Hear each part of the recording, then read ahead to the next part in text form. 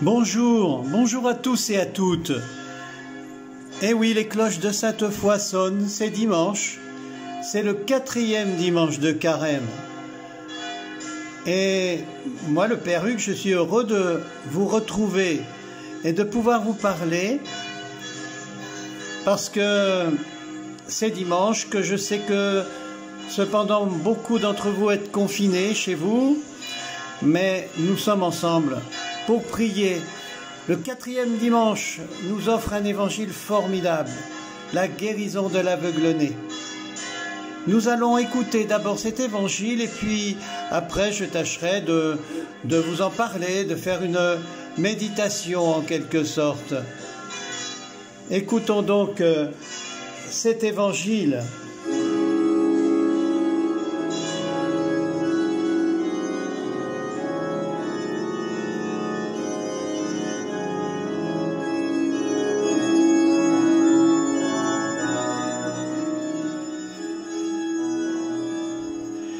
Évangile de Jésus-Christ selon saint Jean, au chapitre 9e. En ce temps-là, en sortant du temple, Jésus vit sur son passage un homme aveugle de naissance. Ses disciples l'interrogèrent: « Maître, Rabbi, qui a péché? Est-ce lui ou ses parents, pour qu'il soit né aveugle ?»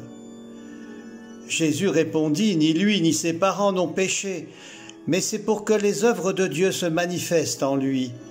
Il nous faut travailler aux œuvres de celui qui m'a envoyé tant qu'il fait jour. Et la nuit vient où personne ne pourra plus y travailler. Aussi longtemps que je suis dans le monde, je suis la lumière du monde. » Cela dit, il cracha à terre, et avec la salive, il fit de la boue. Puis il appliqua la boue sur les yeux de l'aveugle et lui dit: « Va te laver à la piscine de Siloé. » Ce nom se traduit par « envoyé ». L'aveugle y alla donc et il se lava, et quand il revint, il voyait. Ses voisins et ceux qui l'avaient observé auparavant, car il était mendiant, dirent alors: « N'est-ce pas celui qui se tenait là pour mendier ?» Les uns disaient: « C'est lui ». Les autres disaient: « Pas du tout, c'est quelqu'un qui lui ressemble. » Mais lui disait: « C'est bien moi. » Et on lui demandait: « Alors, comment tes yeux se sont-ils ouverts ?»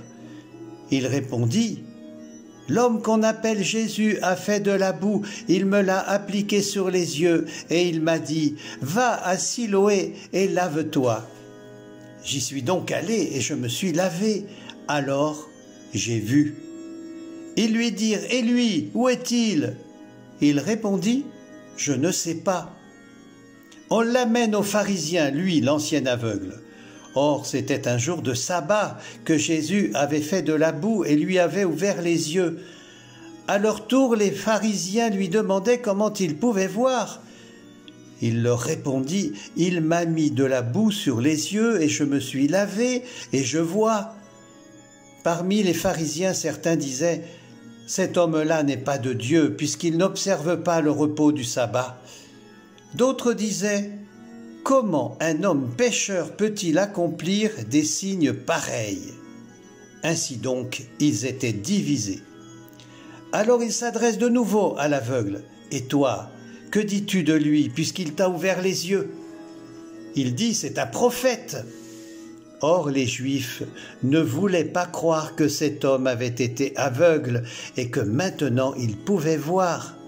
C'est pourquoi ils convoquèrent ses parents et leur demandèrent: « Cet homme est bien votre fils, et vous dites qu'il est né aveugle?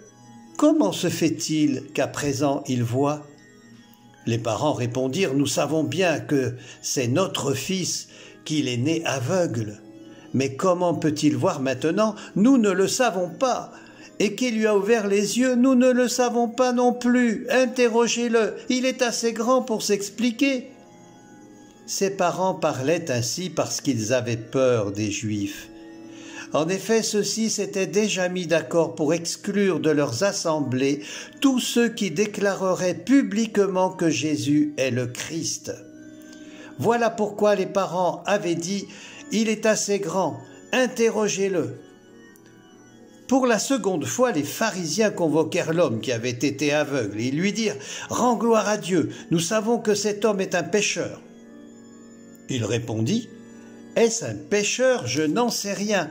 Mais il y a une chose que je sais, j'étais aveugle et à présent je vois. » Ils lui dirent alors « Comment a-t-il fait pour t'ouvrir les yeux ?» Il leur répondit « Mais je vous l'ai déjà dit et vous n'avez pas écouté. Pourquoi voulez-vous m'entendre encore une fois? Serait-ce que vous voulez, vous aussi, devenir ses disciples ?» Ils se mirent à l'injurier. « C'est toi qui es son disciple, nous, c'est de Moïse que nous sommes les disciples. Nous savons que Dieu a parlé à Moïse, mais celui-là, nous ne savons pas d'où il est. » L'homme leur répondit « Voilà bien ce qui est étonnant, vous ne savez pas d'où il est, et pourtant il m'a ouvert les yeux. Dieu, nous le savons, n'exauce pas les pécheurs, mais si quelqu'un l'honore et fait sa volonté, il l'exauce. Jamais encore on n'avait entendu dire que quelqu'un ait ouvert les yeux à un aveugle de naissance. Si lui n'était pas de Dieu, il ne pourrait rien faire. » Ils répliquèrent « Tu es tout entier dans le péché depuis ta naissance et tu nous fais la leçon ?» Et ils le jetèrent dehors. Jésus apprit qu'il l'avait jeté dehors. Il le retrouva et lui dit « Crois-tu au Fils de l'homme ?» Il répondit « Et qui est-il, Seigneur, pour que je croie en lui ?» Jésus lui dit « Tu le vois, et c'est lui qui te parle. » Il dit « Je crois, Seigneur », et il se prosterna devant lui. Jésus dit alors « Je suis venu en ce monde pour rendre un jugement, que ceux qui ne voient pas puissent voir, et que ceux qui voient deviennent aveugles. » Parmi les pharisiens, ceux qui étaient avec lui entendirent ces paroles et lui dirent « Serions-nous aveugles, nous aussi ?» Jésus leur répondit « Si vous étiez aveugles, vous n'auriez pas de péché, mais du moment que vous dites « Nous voyons », votre péché demeure.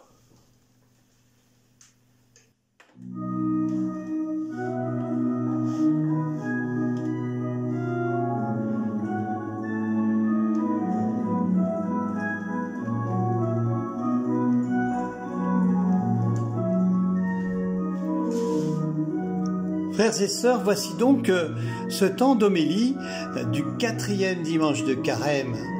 Voilà le dimanche de l'évangile de l'aveugle de naissance, l'aveugle né au chapitre 9 de l'évangile de Jean.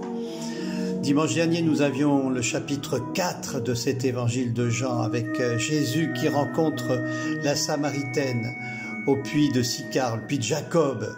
Et puis dimanche prochain, nous aurons la résurrection de Lazare au chapitre 11e. Oui, cette résurrection de Lazare. Je suis la résurrection et la vie, dit le Seigneur. Celui qui croit en moi, même s'il est mort, vivra. Ces trois évangiles, depuis environ le 4e siècle, sont une catéchèse, un catéchisme donné à ceux qui préparaient le baptême et qui allaient être baptisés dans la nuit pascale. Et là, après avoir dit leur foi, ils remontaient de la cuve, on va appeler ça la cuve du baptême, et ils chantaient ce psaume qui nous est offert dans la liturgie d'aujourd'hui, d'ailleurs, le psaume 22, bien chéri des communautés chrétiennes. Le bon berger, le Seigneur est mon berger, je ne manque de rien, sur des prés d'herbes fraîches, il me fait reposer, j'habiterai la maison tous les jours de ma vie. Voilà ce beau psaume qui fait habiter le royaume de Dieu, qui fait que nous recevons la lumière, nous allons à la source et nous finalement, abreuvés à la source, nous devenons cette lumière de Dieu. Et le baptême d'ailleurs s'appelait l'illumination. On peut toujours l'appeler ainsi, c'est l'illumination qui ouvre nos cœurs, qui ouvre nos visages à la vie de Dieu et en fait le visage transfiguré du Christ ressuscité à travers tout ce que nous agissons, pensons et faisons comme acte de tendresse envers les autres dans notre vie concrète, notre vie humaine.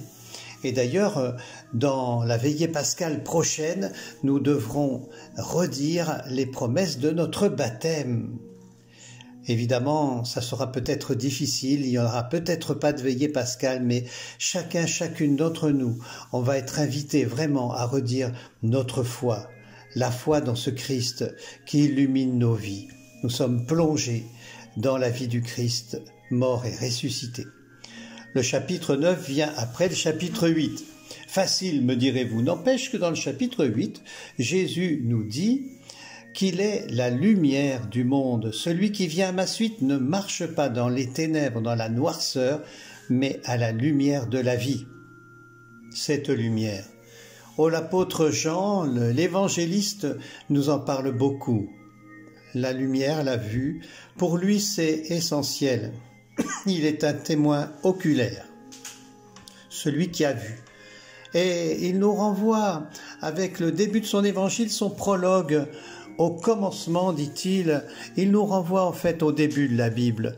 C'est comme si son évangile était une recréation.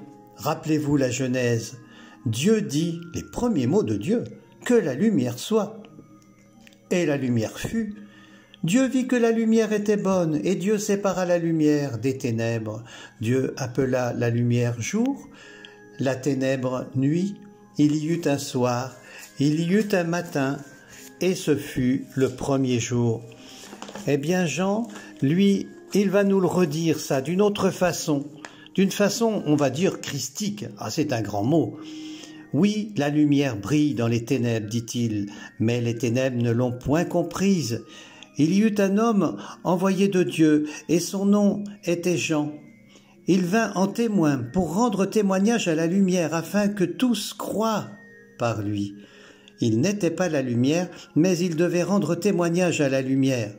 Le Verbe était la vraie lumière qui, venant dans le monde, illumine tout homme. Et Jean va nous le dire, oui, le Verbe, la parole, cette lumière se fait chair et elle habite au milieu de nous. En fait, nous devenons parole de Dieu dans le Christ fait chair, nous-mêmes. Nous avons une parole qui nous amène à dire « oui, je crois ». Nous sommes envoyés par l'envoyé, de même que Jésus avait envoyé l'aveugle à la piscine de Siloé, qui signifie, nous dit l'Écriture, « envoyé ». Envoyé. Nous sommes vraiment envoyés et nous sommes envoyés par l'envoyé. C'est formidable. Vers la source vive, vers la guérison de nos cœurs, vers l'illumination qu'est notre baptême. Oui, parce que on va dire que ce baptême qui est la première étape où d'ailleurs Jésus va reprendre des signes de création comme la salive, comme frotter les yeux, comme s'il resculptait l'homme à la suite de Dieu. Et voilà que les ténèbres sont là, tandis que lui-même ouvre, la fermeture des cœurs est là. Les pharisiens ne voient rien. Les parents de l'aveugle ne voient rien. Nous ne savons pas, disent-ils, oulala. Et surtout les disciples sont irrémédiablement, dirait-on, aveugles. Maître, rabbi, qui a péché, lui ou ses parents pour qu'il soit né aveugle? Quel obscurantisme! Ils sont menés par cela, une loi, on dirait, de péché qu'il faut briser. Même Jésus est accusé de pécheur, puisqu'il doit guérir un pécheur. On n'a pas l'air de s'en sortir, et on dirait même que l'aveugle guéri ne voit pas. Il est là un peu comme s'il ne voyait pas, il voit sans voir. Mais alors un déclic se produit, un retournement formidable. C'est formidable de voir que Jésus, tout à coup, va disculper l'aveugle et les parents. Ni lui ni ses parents n'ont péché, voyons. Mais non, c'est pas possible, dit-il. Et l'aveugle va avoir ce déclic. Il va y avoir la réponse. Deux réponses qui se font mutuellement. Jésus qui va dire « Crois-tu au Fils de l'homme ?» « Je le suis, moi qui te parle. » Et l'autre de dire « Oui, je crois, Seigneur. » Quel discours fameux tout de même. Quel discours fameux que celui de cet aveugle né Vous pensez un mendiant qui devient un théologien? Voilà bien qui est étonnant, dit-il, vous ne savez pas d'où il est, et pourtant il m'a ouvert les yeux. Dieu, nous le savons, n'exauce pas les pécheurs. Mais si quelqu'un l'honore et fait sa volonté, il l'exauce. Jamais encore on n'avait entendu dire que quelqu'un ait ouvert les yeux à un aveugle de naissance. Si lui n'était pas de Dieu, il ne pourrait rien faire. Voilà cette correspondance, en somme, de l'aveugle et du Christ. Il devient Christ avec le Christ. Oui, il y a de quoi se réjouir. De quoi se réjouir. Si vous étiez aveugle, vous seriez sans péché, mais du moment que vous dites « nous voyons, le péché demeure », mais craquez un peu les pharisiens, ouvrez-vous à ces paroles du Christ. Rappelez-vous, lorsqu'il s'élevait vers le Père avec sa prière, qu'il disait « Heureux les yeux qui voient ce que vous voyez, heureux les oreilles qui entendent ce que vous entendez. Beaucoup ont voulu voir cela, mais ne l'ont pas vu. C'étaient les grands de la terre. Eh bien, ce sont les petits qui vont voir, les humbles, ceux qui ouvrent leur cœur. Heureux les yeux qui voient ce que vous voyez. » Alors finalement, on peut se poser la question, cette question des pharisiens, une question tout à fait simple finalement, et loin d'être coupable, hein, rassurons-nous. Serions-nous aveugles, nous aussi? C'est une question qui témoigne d'ouverture. Frères et sœurs, dans ces temps, nous sommes confinés, c'est le mot, hein, nous le savons bien, c'est la tristesse aussi, c'est les ténèbres, on ne voit plus clair, on a l'impression, on ne voit plus l'avenir, on ne sait pas de quoi en tout cas il sera fait. Personne sur la terre ne peut le dire vraiment. Nous sommes à la merci, dirait-on, des ténèbres, mais non. Les ténèbres sont vaincues, nous dit l'Écriture, et c'est une expérience à travers l'expérience humaine, l'expérience de cette vie divine qui ne cesse d'illuminer les hommes. Aussi, la première lecture nous emmène voir le roi David qui nous redit que nous sommes choisis comme lui, aussi petits que nous soyons, nous sommes oints, nous sommes Christ avec le Christ. On pourrait dire cela comme ça, nous sommes choisis, chacun aimé de Dieu. Et puis, la deuxième lecture aux Éphésiens, les conseils de Paul. Tiens, au fait, ça me rappelle un autre Paul. Un Paul, oui, un Paul pas très drôle, un poète, enfin un peu somnifère, vous voyez, genre roman, Les souliers de satin, Le père humilié. Paul Claudel. Claudel, dans Le père humilié, a une héroïne qui s'appelle Pensée. Oui, Pensée. Et Pensée, elle est aveugle, elle est amoureuse, Pensée, ni plus ni moins du neveu du pape. Oui, c'est la guerre de 70, c'est l'unité italienne, elle est enceinte de cet homme et qui pourtant est mort. Alors elle est là et elle pose la question aux chrétiens. Elle leur dit « Vous qui voyez, qu'avez-vous fait de la lumière ? Vous qui voyez, qu'avez-vous fait de la lumière ?» Je la retourne un peu vers nous, cette question. Qu'avons-nous fait de la lumière ? Voyez, dans ces temps donc de ténèbres, je ne peux pas m'empêcher de penser à tous ceux qui sont dans les ténèbres de la tristesse, de l'angoisse, de la souffrance, tous ceux atteints par ce hideux virus, mais tous ceux aussi qui soignent, qui se donnent sans compter, tous ceux dont la présence, comme on nous le dit, est indispensable, ceux qui nous donnent à manger, ceux qui sont là proches, qui veillent, comme tous les soignants bien sûr, mais aussi les policiers, ceux des pompes funèbres, enfin tous ceux qui sont là, fidèles, et qui donnent le maximum de ce qu'ils peuvent faire, que la lumière puisse jaillir, tonnerre, les uns avec les autres. Et puis je pense notamment à l'Alsace, non par atavisme, mais parce que l'Alsace, en ce moment, on le voit bien depuis Mulhouse et Colmar, est dans une détresse épouvantable, parce que Sainte Odile, la patronne de l'Alsace, était aveugle. Elle a été illuminée à son baptême, elle a retrouvé la vue à l'âge de 12 ans, que vraiment de la prière du mont Sainte Odile puisse monter vers le Seigneur cette demande de la lumière pour ce pays-là et bien sûr l'ensemble de nos pays. Et puis, reprenons un peu de courage avec un humoriste alsacien. C'est ainsi que finalement les humoristes alsaciens sont un peu ironiques, mais sont terriblement humains. Il s'appelle Tommy Ungerer, vous le connaissez peut-être, c'est un polémiste aussi, mais il a une phrase que j'avais retenue, c'est « Un esprit n'est éclairé que par rapport à l'obscurité qui l'entoure ». Eh bien, c'est très pratico-pratique. Essayons les uns avec les autres en communication de retrouver cette lumière, de nous la passer, de la partager. Et puis en prenant du recul à la prière du Seigneur, dans sa prière, dans l'Esprit Saint, de retrouver ces rayons. Voilà que j'ai une proposition de la part des évêques de France, justement.